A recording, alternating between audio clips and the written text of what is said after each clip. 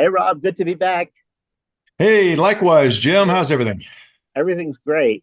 We Awesome, talked awesome. about moving cars before in the past, Yeah. um, putting them in containers, roll on, roll off.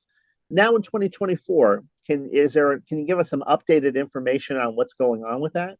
Yeah, I mean, not too much has changed really. I can expand on that a little bit though, but I think it's really important. Um, Roll on, roll off. Yeah, you're right. The general categories are roll on, roll off, and shipping within the container. And we really here at SDC, the best practice is to ship in a container. So that's really where our focus is. So clients that are moving their household goods to another country and they'd like to bring their car, we really push for almost exclusively a in container solution. So it could be a 20-foot container with very limited household goods plus a vehicle, depending on the size of the vehicle. Uh-huh. A big Ford Expedition is going to be different than a Mini Cooper, obviously. And then all the way up to a 40-foot container with a lot of household goods and a vehicle, or, a 40-foot container and another 20-foot container for the vehicle. Okay. Whatever the solution requires. But so there's that piece. But the big issue in moving vehicles to other countries is country dependent. So Mm. it's country specific. Each country may or may not have their own rules that are peculiar to them. And that's really important. So that's why our clients, when they engage with myself or any shipping relocation specialist, we're armed with the every little detail specific to whichever country the client is moving to. Yeah. Um, and that's really important because, I all the time I have clients saying, I'm moving this and that. And okay, we understand the household goods volume and what's the correct solution, what all of the details so that we quote things correctly and plan everything. But then they say, I just want to bring my car. Okay, well, if that is England or anywhere pretty much in the EU, Yeah. it's fine. But there are some countries where it's a little more difficult. For example, shipping a vehicle to sending, this wouldn't be shipping usually, but sending a vehicle to Mexico. You Yeah. know, Clients say, I'm moving to Mexico. I got a new place in, insert city here, Playa del Carmen. And I'm also going to be bringing my used vehicle. I say, you think you're bringing your used vehicle, but you probably aren't unless you're, let me ask you some questions. Are you a diplomat? No, I'm not. Mm. Okay. Well, are you a citizen of Mexico? No, I'm not. I've got a permanent visa or a long-term visa or a work visa. Mm. Um, Probably not, because I mean, can you bring a vehicle there on a temporary basis? Yes, but you're not going to be able to register it. I'm not sure how you would insure it. So on a permanent, people think they can just bring their vehicle on down to Mexico, and it's a lot more to it unless you're a citizen or a diplomat. Yeah. And then there are taxes that come into play. So some countries have huge tariffs. You can bring your vehicle, let's say, just say to the Philippines. Yeah. You can bring Perfect. Yeah. your used vehicle there. Sure. I mean, there's some restrictions. It can't be over a certain age. It can't be newer than a certain age. But yeah, bring your vehicle. There's going to be about a 200% tariff on that. So be ready to pay more than the car is worth in taxes at the port. And they have some interesting rules about how much you can depreciate it. So people might think, well, I'll just say it's worth $500 and I'll pay a Mm. 200% tariff, $1,000. I'll do that. They don't let you do that. There's a maximum depreciation that you can take, and it's not that much. So, you know, Yeah. there are, like I said, every country has their specific rules. The EU is pretty straightforward. A lot of places are pretty And straightforward. for the Philippines also, I remember we talked about this before. That would also include motorcycles, right? It's a Yeah, vehicle. Yeah. yeah. Be careful with motorcycles too. You can bring a motorcycle. It can't be new, I don't believe, but there's going to be a 200 or 300% tariff on that motorcycle. Yeah. So, if you've got, I'm going to, bring a $3,000 motorcycle over. I really want it over there. Okay, you're going to pay probably $9,000 in just duties on top of the cost to ship it. Is that Right. worth No. usually, yeah, usually the answer is no. Some other areas that shipping a vehicle is difficult and or expensive. is going to be any country in South America. Any Hmm. country. And so I don't care if it's Brazil, Uruguay, Paraguay, Chile, Peru, Bolivia, Colombia. It's going to be an issue. It's tricky. So, but That's interesting. that's where we come into play, and we can explain these nuances and Yeah. advise the best we can.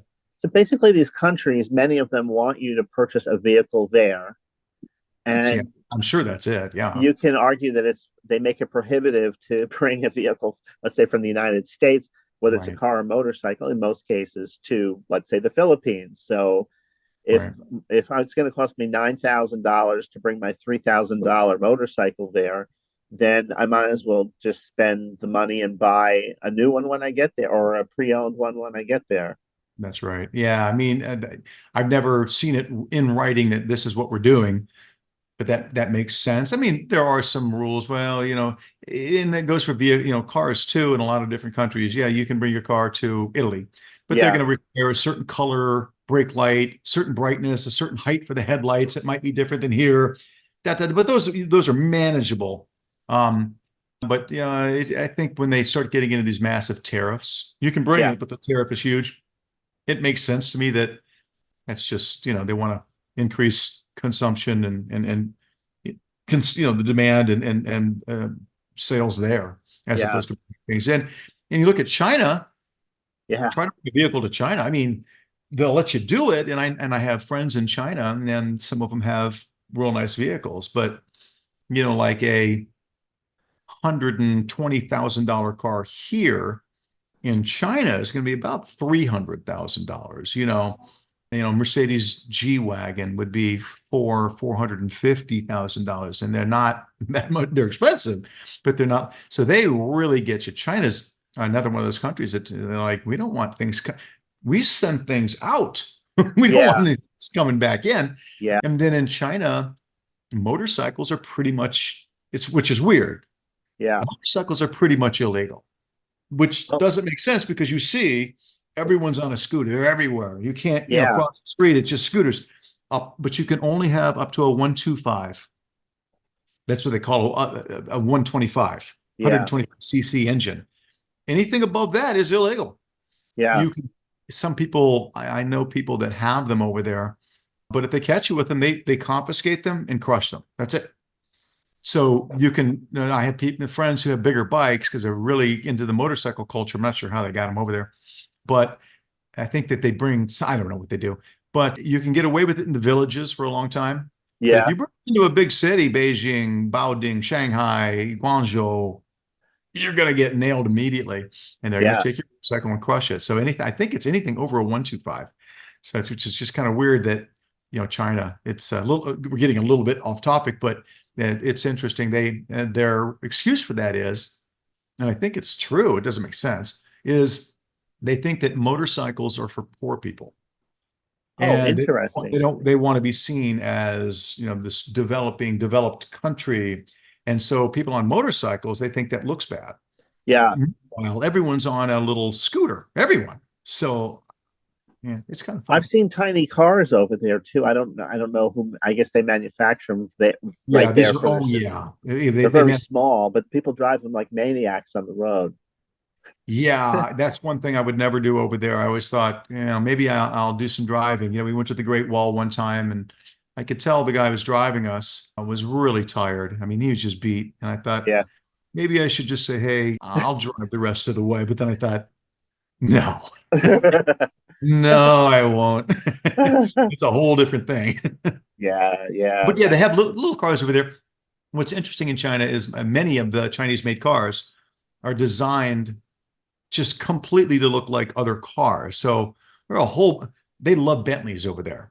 So you Yeah. got all these little cars that are probably like $4,000, but they look like a Bentley. Oh, interesting. Lots of that. Yeah. Yeah, that's interesting. I know that the United States put some type of huge tariffs on Chinese electric cars coming into the country. Ma- BYD. Yeah. yeah, making them so that I guess, well, with the same idea, we don't want you to be bringing all your, BYD sells more electric cars. It's the number one electric car seller in the world, bigger than Tesla. yeah, And from what I'm told from some, Charlie Munger, Warren Buffett's partner, they were a big investor in BYD. And he said their technology is really, really amazingly good. But the problem is, from our perspective, is, China, the government Yeah. is subsidizing the heck out of that.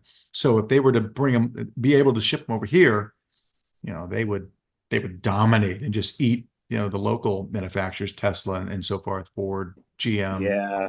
guys eat their lunch big time. So that's why, they're not going to allow that probably. Right. But yeah, I mean, yeah, they most of the cars. I'll tell you a little fun fact is, since we're talking about cars and kind of getting sidetracked a little bit, but one of the most prestigious vehicles you can drive, brands make in all of China is, I mean, not aside from Bentley and Rolls-Royce and Ferrari. Yeah, okay, different. Yeah. But just cars in general, it's not Mercedes, it's Buick. Yeah. Buick is like, they love, I mean, that's a status symbol over there, Buick. Yeah. Not that it's a It bad was, thing. it, It's just not a status symbol necessarily. yeah. Yeah. Interesting. I remember years ago, Trans Am was a status symbol in the Australia. Oh, really? Yeah. Yeah. If you had that kind of car, you were like, yeah, that was Wow. it. Maybe it had Smokey something and to do the with the old Bandit. Smokey and the Bandit movies, but Yeah. so getting back to SDC International Yeah. Shipping as a household moving company, SDC moves vehicles as part of a collective household move, whether it's going into a 40-foot container, a 20-foot container, a less than container load, or, however that setup is. That is how SDC views this topic of moving a vehicle internationally. What we do and our expertise, what we're experts at, is relocating people from the United States overseas, and to some extent bringing them back. We do that a lot too. Yeah. But we're moving household goods. Yeah. And if that includes a vehicle, great. The best practice is to be shipping vehicles in containers Yeah. and with household goods. So if someone's reaching out and they want to, just get a quote on a roll on, roll off, that's not us. For a car, Yeah. that's not us. Yeah. That's just not us. Or just shipping a vehicle, Nothing maybe else. in, Yeah. in a container. Someone's, Oh, I'm I got shipping you. Yeah. my Range Rover, my Rolls Royce, or my, Yeah. we can entertain that. But really, we are an international residential for the most part. We do some museums and things too, but Yeah. residential shipper of household goods. We're a moving company. Yeah. Yeah. If Yeah. that includes a vehicle, fantastic. We're experts at that as well. But if that's all that's being done, it's not really our wheelhouse. Right. Right. And you also move, like, say, if the company wanted to relocate, employees to different parts of the world, move their families, you take care of that too. Absolutely. That's every day. I mean, yeah. Yeah. So one of the questions I'll ask when I or any relocation specialist at the company we engage with a prospective client, we want to know a little bit about the move. Is this, some people are retiring and moving to England, Yeah. to be closer to their family or whatever. They just want a different lifestyle. They've sold their house and they're kind of retiring and they're going to move to Italy. Well, Yeah. but many, many people are also moving. They'll say, I'm moving for my job. My company's moving me. I've been, Yeah. Cisco is relocating me to, wherever. And yeah, so it's all different reasons. And we definitely do the corporate moves as well. Yeah. Well, Rob, as always, great information. We'll put your number on the screen. Hey, for those of you watching, if you like this kind of information, be sure to share it, social media, send an email to a friend. And thanks for watching.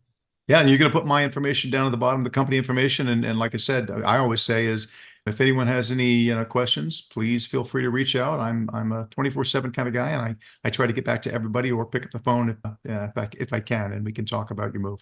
Yeah, great. All right, Rob. As always, thanks for your time. I'll see you the next time. See you next time, Jim. Have a great day. All right, you too.